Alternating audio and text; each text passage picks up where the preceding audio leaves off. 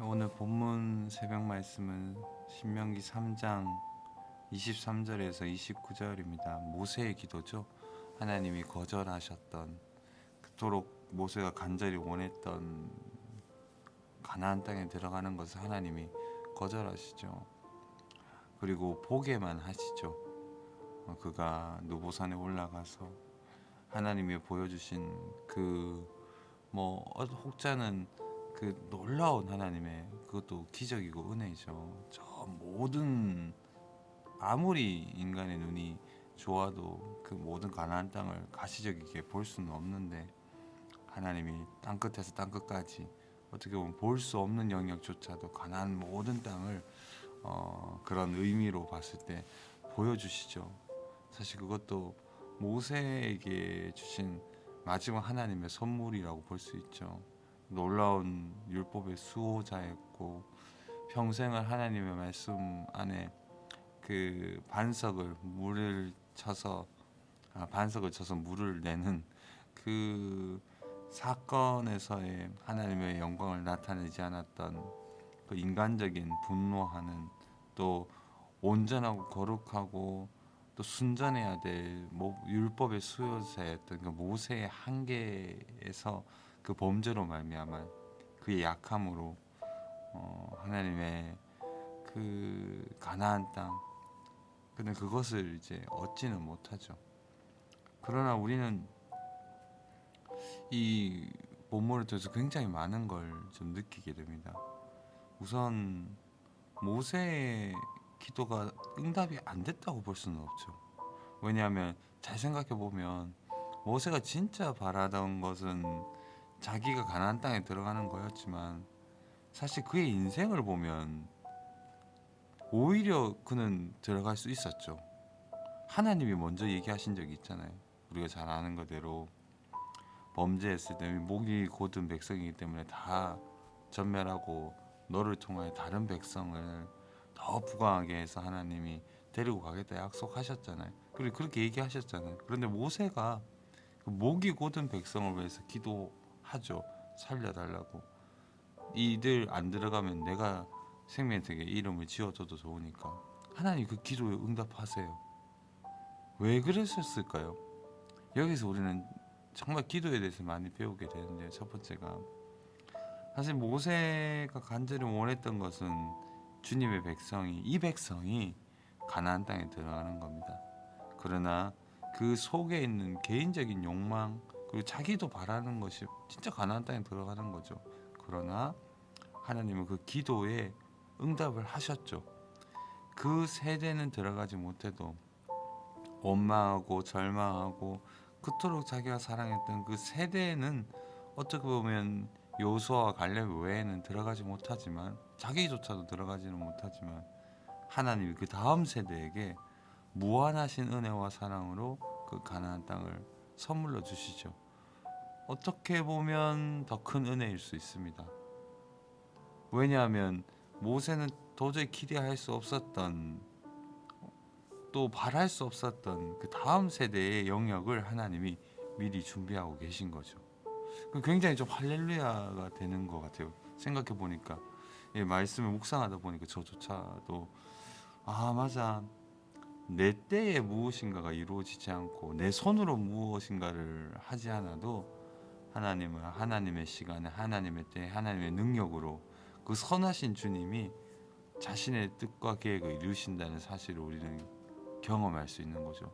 정말 은혜가 되는 거죠.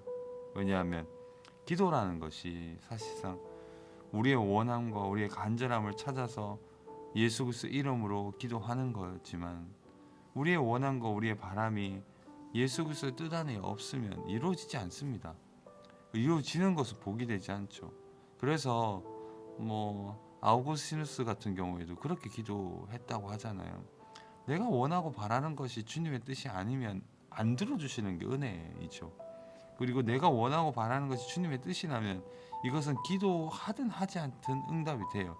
그러나 기도할 때야만이 하나님이 주신 선물로 우리는 수납할 수 있는 은혜의 고백이 되는 거죠. 감사하고, 그리고 하나님께 더 절절히 가까이 가게 되는 거죠. 그래서 칼빈이 기도에 대해서 이야기할 때 하나님 앞에서 기도하는 것이야말로 하나님의 일에 참여하는 유일한 방식이라고 얘기를 했습니다. 일하는 유일한 방식, 하나님께 영광 돌리는 유일한 방식은 기도하는 방식일 수밖에 없어요. 왜냐하면 기도하지 않으면 그 어떤 일도 주님의 뜻과 계획 속에서 있다는 것도 모를 뿐더러 기도하지 않으면 그 방식을 어떤 식으로 구현하고 어떤 식으로 하는지조차도 사실 모를 수밖에 없거든요. 그래서 기도는 절대적인 영역입니다. 즉 우리가 무조건 해야 되는 영역이라고 볼 수 있죠.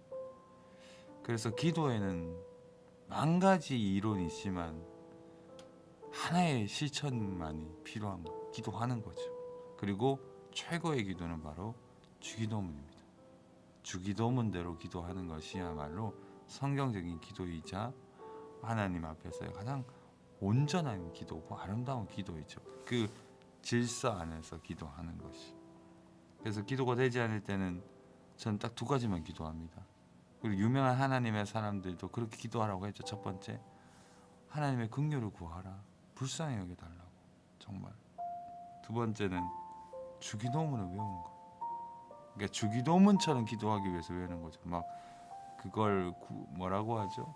뭐 이렇게 막 뭔가 막 주절주절 암기한다고 뭔가 주문 외우듯이, 그렇죠. 주문 외우듯이 주기도문을 계속 외우라는 뜻이 아니라 주기도문대로 먼저 하나님의 나라와 그리의 의를 구하면서 나의 일용할 양식도 구하면서 주님의 뜻이 이루어지도록 그런 방식으로서의 주기도문을 지속적으로 암송하면서 기도하도록 권면하고 있습니다.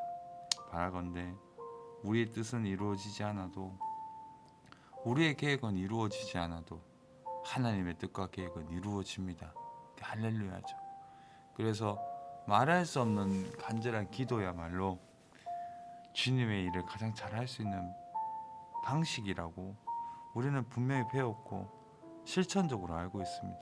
그래서 1000만 번 생각하는 것보다 10분, 20분 기도하고 결정하는 것이 낫습니다. 물론 일반 은총 가운데 주어진 모든 지혜와 지식을 탐구하고 생각해야 됩니다. 읽어야 돼요. 그래야만 그 보편적인 지식과 우리의 암을 통해서 하나님은 사용하시죠. 그러나 그것을 통하여 지혜로, 지식과 지혜가 다른 거죠. 하나님의 교회를 섬기는 방식도 마찬가지인 거죠. 바로 지혜롭고, 목사님이 주일날 설교하시는 대로 하늘의 총명과 은혜 안에 있는 지식은 통찰력이 생긴다는 것은 그건 하나님이 주시는 거거든요. 그런 은혜가 있기를 소원하고요. 여러분들 인생에 그런 간절한 기도가 회복되기를 정말 예수님의 이름으로 축복합니다.